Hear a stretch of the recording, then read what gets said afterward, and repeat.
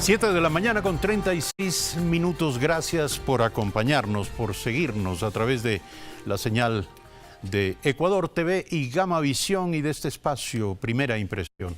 Nuestra invitada, María Alejandra Vicuña, la señora vicepresidenta de la República. Gracias por aceptar la invitación a este programa. Vamos a comenzar por lo último. Acabamos de tener una entrevista con Fernando Villavicencio acerca de un tema que ya está circulando a través de los medios de comunicación y que se refiere al informe de la Unidad de Análisis Financiero y Económico sobre movimientos, operaciones inusuales en las cuentas, en las empresas relacionadas con los hermanos Vinicio Alvarado y Fernando Alvarado Espinel. Ellos fueron parte de Alianza País, fueron sus colegas de movimiento político durante muchos años. ¿Cuál es su parecer, su opinión sobre esto? Bueno, primero, buenos días a la audiencia de estos tres importantes medios de comunicación. Gracias por la invitación.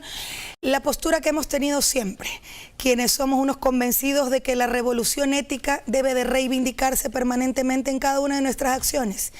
Y aquí reivindicar también que existe un Estado de Derecho y que será la justicia, será en esa cancha en el que se procesen las distintas denuncias que por supuesto tienen que ser debidamente sustentadas. Hay una línea clara del presidente de la República y del gobierno de todos, de combatir la corrupción venga de donde venga, de que desde que de los espacios en este caso del gabinete ministerial, hay la disposición clara de que cualquier acto o cualquier acción que podamos detectar que ha sido procesado, por supuesto, de forma irregular, se canalice a través de los espacios correspondientes. Contraloría General del Estado y por supuesto que en donde corresponda llevar al ámbito ya de la justicia. No puede ser de otra manera.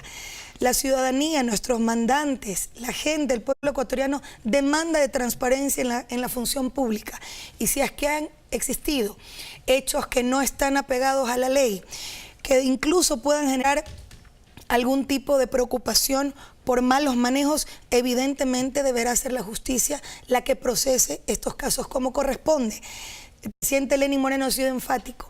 Este es un Estado de Derecho, hay un respeto irrestricto a la independencia de funciones y sobre todo, aquí no se persigue a nadie, pero jamás tampoco encubriremos a nadie, independientemente de quiénes sean las personas que en uno u otro caso hayan incurrido en actos dolosos, en actos que obviamente no están apegados a la ética. Le voy a hacer una pregunta que también le hice a la ministra de Justicia. ¿Usted está conforme, está satisfecha con el ritmo que lleva los procesos en manos de autoridades judiciales, la Fiscalía, por ejemplo? ¿Piensa que debe haber mayor celeridad en el tratamiento de estos temas, lo relacionado con la corrupción? Yo creo que siempre debe haber mayor celeridad. Siempre se pueden mejorar y agilitar los procesos. Esto no implica persecución. Esto simplemente implica llevar el debido proceso y que no queden en la impunidad aquellas acciones que evidentemente no han estado apegadas a derecho y sobre todo las que han perjudicado de forma clara y directa a la gente, al erario nacional, digamos, a los recursos públicos. Sin duda siempre se podrá mejorar. Creo que la Fiscalía debe y viene desarrollando su trabajo como corresponde, pero efectivamente llamar la atención de que existe una comunidad, una ciudadanía organizada que demanda efectivamente que las autoridades de justicia cumplan su deber, apegados a derecho, apegados a la Constitución, como por supuesto no puede ser de otra manera, y siempre con la celeridad que la ley lo permite, que la Constitución lo establece, pero que sobre todo es una demanda de la gente, es una demanda de nuestros ciudadanos. El presidente Lenín Moreno ofreció cirugía mayor contra la corrupción y esto, entendemos, es un mandato, una orden a todos sus funcionarios. ¿Qué está haciendo y qué ha hecho la vicepresidencia de la República en esta línea? Bueno, desde que asumimos la vicepresidencia de la República, como normalmente debe de ocurrir cuando uno asume un espacio, cuando uno lidera o dirige un espacio, sobre todo en la función pública, ver que las cosas se hayan estado manejando de forma correcta. Hay procesos también de auditoría por algunas circunstancias que efectivamente podrían generar algún tipo de preocupación para que sea precisamente las auditorías correspondientes por parte de Contraloría la que lleguen a determinar si es que ha existido alguna situación anómala. La vicepresidencia ha sido un foco precisamente específico de interés por parte de la ciudadanía. precisamente su por aquí. predecesor es el único sentenciado en firme. Todavía... bueno, todavía puede apelar, evidentemente, Así pero la única persona que ha recibido una sentencia por parte de la justicia por un caso de corrupción. Y precisamente por ello, en los casos que la vicepresidencia de la República, en función de aquellas atribuciones, competencias, funciones delegadas en este tiempo por el presidente de la República, efectivamente están los procesos de auditoría en marcha como corresponde. Esto no se trata de perseguir a nadie bajo ningún punto de vista, sino se trata de transparentar las acciones en todas las carteras del Estado y particularmente en un espacio como la Vicepresidencia de la República, para que sea precisamente los resultados de esas auditorías las que determinen si es que se han manejado las cosas de forma correcta, sobre todo los recursos públicos. Uno de los temas que yo incluso denuncié porque me parece que era una falta de respeto a la ciudadanía es, por ejemplo, no haber entregado las claves de las cuentas que son institucionales, que son un mecanismo también para rendición de cuentas, para difusión de las acciones que desde el gobierno se hacen y particularmente desde la vicepresidencia en beneficio de la gente, en beneficio ciudadano. Aquí a las personas que tenían la responsabilidad de hacerlo por parte de la anterior administración. Las cuentas no solo de redes sociales, sino las cuentas que de una u otra manera tienen que ver con estos mecanismos alternativos de difusión y sobre todo de rendición de cuentas permanentes por parte de la ciudadanía. Pero, vicepresidenta, que ellos no entreguen las claves es una cosa, pero ¿qué se hace para que lo hagan? Bueno, se hizo inmediatamente, ¿no? Los procesos correspondientes con las compañías que obviamente manejan este tema de redes sociales y ya están obviamente desde hace algunos meses, digamos, disponibles, están ya funcionando como corresponde, pero vamos al hecho de forma irresponsable, porque es un tema institucional, no es un tema personal, y en función de eso, aquellos malos elementos que no actuaron de forma responsable, pues tendrán que cumplir con sus responsabilidades. Vicepresidenta, no es un secreto que quienes promueven el no en la consulta popular están apuntando básicamente a 3 preguntas, la 2, la 3 y la 6. Yo le pregunto, en su opinión, ¿cuáles son, siendo todas importantes, cuáles son las preguntas sustanciales para la tesis del sí en la consulta popular? Bueno, es que yo no puedo decir que una u otra. Para mí las 7 preguntas no solo tienen la legitimidad de que su origen está en las demandas de la gente, en un proceso de diálogo amplio, plural, democrático, que impulsó Lenín Moreno desde los primeros días de gestión de su gobierno y que dio como resultado, como consecuencia de ese diálogo, que estemos en marcha en medio de un proceso de consulta popular que atañe a varios temas de interés ciudadano. Evidentemente la lucha frontal contra la corrupción ha sido no solo una oferta de campaña, que hoy se traduce en acciones concretas para lograr ese objetivo, pero en el marco de una corresponsabilidad ciudadana. De ahí la necesidad de que haya una participación activa, firme, empoderada de la gente el próximo domingo 4 de febrero. Evidentemente uno de los temas que más insistían desde los distintos sectores. Recordemos que son más de 700 organizaciones, movimientos políticos, colectivos ciudadanos, gremios que demandaban el revisar, el que la gente en las urnas pueda validar o invalidar y retrotraernos al 2008 y dejar sin efecto la enmienda respecto al tema de la reelección. Creo que hay algunos elementos para la reflexión. El apostarle en serio a los nuevos cuadros y al relevo generacional, o sobre todo a la imposibilidad de que determinada persona, hombre o mujer, en los distintos espacios de elección popular puedan perpetuarse en el cargo. Ello, si bien no es requisito sine qua non para cometer actos de corrupción, evidentemente genera, y creo que la realidad nos lo ha demostrado, y son elementos que nos permiten llevar esta reflexión de que es evidente de que cuando una persona está en el ejercicio de determinado cargo de elección popular por mucho tiempo, puede prestarse y puede generarse situaciones en las que la ética no necesariamente sea la característica de esa gestión. Pero finalmente es la gente en las urnas la que podrá optar. Sin dudas, el fortalecer una de las conquistas fundamentales del proceso constituyente de Montecristi, que fue la creación de la quinta función del Estado, debe de reforzarse. Hay un Consejo de Participación Ciudadana y Control Social que, como siempre hemos dicho, salvo muy honrosas excepciones, que siempre existen en todo cuerpo colegiado, no representa la diversidad de todos los estamentos de la sociedad. No, la ciudadanía no se ve reflejada ni representada en un Consejo de Participación Ciudadana. Esa ha sido una demanda permanente de los distintos sectores. Pues bueno, hoy tenemos la posibilidad de conformarlo de la forma más democrática y legítima que puede conformarse un espacio colectivo, que es a través del voto universal. Pero hay que pasar por un consejo transitorio. Sin duda, y aquí ser claros en que, porque bueno, algunas voces disonantes que obviamente están por una tesis contraria y tienen su pleno y legítimo derecho de estarlo, pero no de mentir. Un consejo de transición que será eso, transitorio, y que de forma clara y expresa en el anexo 3 establece que no se quedará pues por eternas memorias, ni hasta el 2023, como algunas personas he visto en varios medios de comunicación han intentado posicionar en el imaginario colectivo. Bajo ningún punto de vista. El anexo 3 de forma clara y expresa establece que ese consejo transitorio será improrrogablemente reemplazado por el consejo que ya se elija a través del voto universal, de acuerdo a lo que establece precisamente la consulta, para las elecciones del 2019 en el marco de los gobiernos autónomos descentralizados. Es decir, ahí no hay cómo perderse. Es un consejo transitorio que, como bien ha dicho el presidente... En esa transitoriedad, el consejo puede evidentemente ejercer todas las facultades y los poderes del Consejo de Participación Ciudadana. Los que establece, por supuesto, la Constitución. Revisar la gestión de funcionarios en puestos clave y destituirlos. ¿Esto es lo que ocurrirá? Eso es lo que por mandato popular, si así la mayoría del pueblo ecuatoriano lo determina, tendrán esas funciones y esas competencias. La pregunta es cómo evitar la dedocracia, ¿no?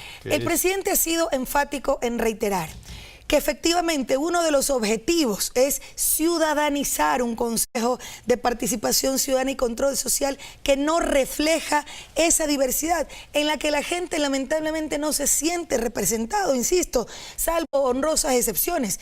Y el presidente ha sido enfático en hacer un llamado amplio y democrático a los distintos colectivos de este Consejo será que no tenga vinculación con las organizaciones políticas, sino con una trayectoria intachable, con un activismo ciudadano que efectivamente pueda ser probado. Es decir, hombres y mujeres probas que tengan la vocación de servicio a los demás. La academia juega un rol fundamental para plantear los mejores nombres de hombres y mujeres que puedan ser considerados para la conformación de esta terna. Los pueblos y nacionalidades, los movimientos sociales, los colectivos ciudadanos, que tengan como característica estas personas, como lo ha referido el presidente de la República, una trayectoria intachable, un accionar limpio, que pueda evidentemente validarse con la ciudadanía y que tenga la amplia diversidad de la representación que tiene la sociedad ecuatoriana en su conjunto. 7 de la mañana, 49 minutos. Seguimos este diálogo con María Alejandra Vicuña, vicepresidenta de la República. Muchas personas ven en la consulta popular casi el momento de quiebre de una tendencia que ha venido siendo la predominancia del tema político en la vida nacional versus la atención que demandan otras áreas clave, como son la producción, la economía. Y muchas personas cifran su expectativa en que precisamente después del domingo esta será la prioridad del gobierno nacional. En esa materia, ¿cuál es la expectativa en términos de reactivación económica y en términos de activación de los sectores productivos que cifra el gobierno en la pregunta, que tiene el gobierno en la pregunta relativa a la ley de plusvalía? Es decir, ¿en qué medida de ganar el sí en esa pregunta podremos obtener los ecuatorianos nuevos y mayores beneficios de esta área de la economía, la construcción y el sector inmobiliario? Bueno, yo quiero decir que no será después del 5, que desde ya es una prioridad para el gobierno nacional. La generación de empleo de calidad, los mecanismos que permitan atraer nuevas inversiones privadas, tanto nacionales como extranjeras. Esto ya está ocurriendo. Y ya está ocurriendo desde hace algunos meses. Hay todo un equipo del gabinete ministerial que está en el ámbito de su competencia encaminado a aquello, para generar inversiones que obviamente le hagan bien al país, que generen empleo de calidad en el marco, por supuesto, de la protección de derechos de los trabajadores, pero que también generen transferencia de conocimiento, transferencia tecnológica. Es decir, la generación de empleo es una prioridad para el gobierno de todos. Se ha lanzado hace ya algunas semanas el Plan Nacional de Empleo, que le apuesta a 3 ejes fundamentales, fundamentalmente para vincular a aquellos jóvenes entre 18 y 29 años de edad, que siendo parte de la población económicamente activa hay 188.000 que lamentablemente todavía están en el desempleo. Hacia allá estamos apuntando con los ejes de Mi Primer Empleo, Mi Contrato Juvenil, en donde incluso el propio gobierno nacional asume los costos que ello implicaría en cuanto al 50% de la remuneración mensual unificada, pero también del aporte patronal al IES. Y adicionalmente nuevas modalidades de contratación, que efectivamente ha sido una demanda del sector productivo, eso sí, bajo ningún punto de vista afectando de ninguna forma los derechos de nuestros trabajadores. Pero todo esto solo para enfatizar en el marco de una agenda de reactivación económica y productiva que está en marcha. Y efectivamente uno de los aspectos que va a dinamizar aquello es fortalecer el sector inmobiliario de la construcción a través de la implementación de la misión Casa para Todos, que tiene como objetivos complementarios, evidentemente van de la mano. No solo disminuir el déficit de vivienda, ya se ha hecho una gran convocatoria pública nacional al sector inmobiliario de la construcción la semana anterior con el presidente de la República en Guayaquil, con la participación de los distintos representantes de las cámaras, de los gremios, pero también con los trabajadores de la construcción, que finalmente serán uno de los principales beneficiados. De ganar el sí en la pregunta 6, evidentemente será eliminada la ley de plusvalía, la llamada derogada, la llamada ley de plusvalía. Sin embargo, la expectativa se centra en lo que disponen los anexos de la pregunta 6. Esto es que en 20 días el presidente de la República deberá presentar un nuevo proyecto de ley que sustituya a la anterior ley de plusvalía. La pregunta es, ¿esta nueva ley, en su opinión, también debe plantearse como un eje central frenar la especulación? Sin duda, si el presidente de la República ha sido enfático. La derogatoria de la ley de plusvalía bajo ningún punto de vista implica el renunciar a establecer los mecanismos más eficientes y efectivos que lamentablemente no ha tenido la conocida ley de plusvalía para frenar la especulación del suelo, para combatir a los especuladores de la tierra. Y de hecho, parte de esa ley puede ser un planteamiento de reforma para fortalecer mecanismos legales ya vigentes. Una de ellas, sin duda, es la Ley Orgánica de Ordenamiento Territorial, Uso y Gestión de Suelo, que está en plena ejecución, cuyo reglamento ya está prácticamente listo para una adecuada implementación, es decir, normativa vigente al respecto, para efectivamente hacer efectivo lo que motivó la conocida ley de plusvalía, que era combatir la especulación del suelo.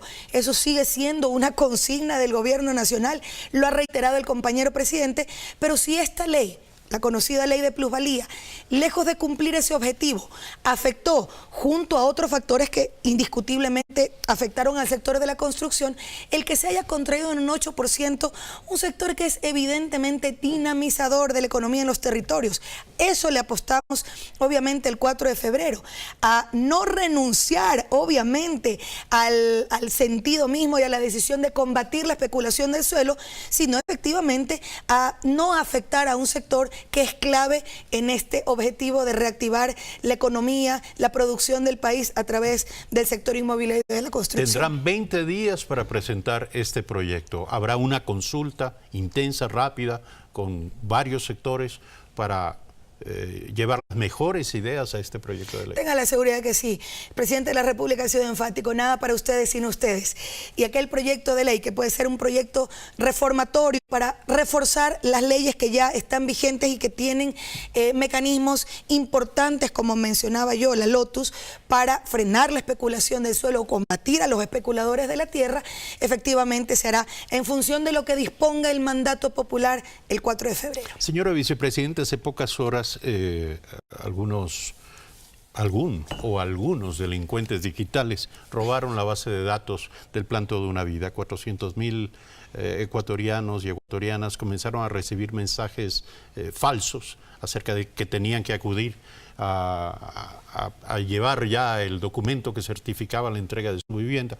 Es evidente que el objetivo era caotizar, el objetivo era escandalizar y generar ansiedad y frustración en la población ecuatoriana. ¿Cuál ha sido el impacto real que ha tenido esta acción sobre la marcha del Plan Toda una Vida? ¿Se ha generado algún foco de inquietud? Bueno, y también mentir. Recordemos que lamentablemente, de forma irresponsable, en algunos medios de comunicación y también en las redes sociales, que se utiliza para lo bueno, para lo malo y también para lo feo.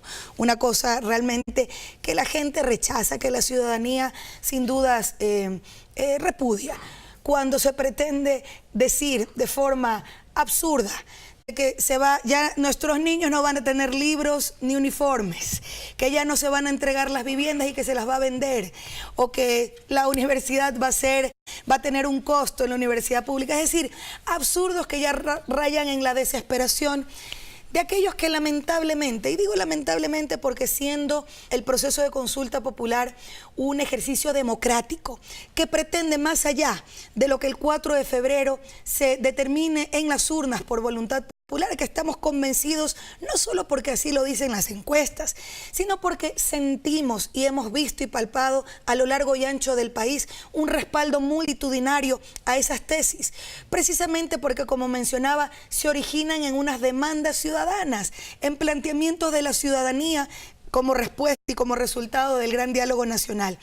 A esas mentiras, esas calumnias, simplemente dejarlas sin piso. Yo creo que la gente en su inmensa mayoría ¿Pero cree que confía, no ha tenido impacto en la ciudadanía? Puede ser que haya tenido un impacto, no. Aquí simplemente reiterar el que la gente confía en su gobierno, en un gobierno que está cumpliendo sus promesas de campaña, un gobierno que está en plena implementación, su programa de gobierno, 20.000 casas ya en plena construcción, muchas de las cuales ya han sido entregadas. Hace poco hemos estado en San Francisco de Huarcay como un ejemplo nada más de lo que estamos haciendo en todo el territorio nacional, entregando las primeras 195 viviendas de un total de 608 que plantea no solo entregar vivienda digna a nuestra gente más pobre, sino generar espacios de convivencia armónica.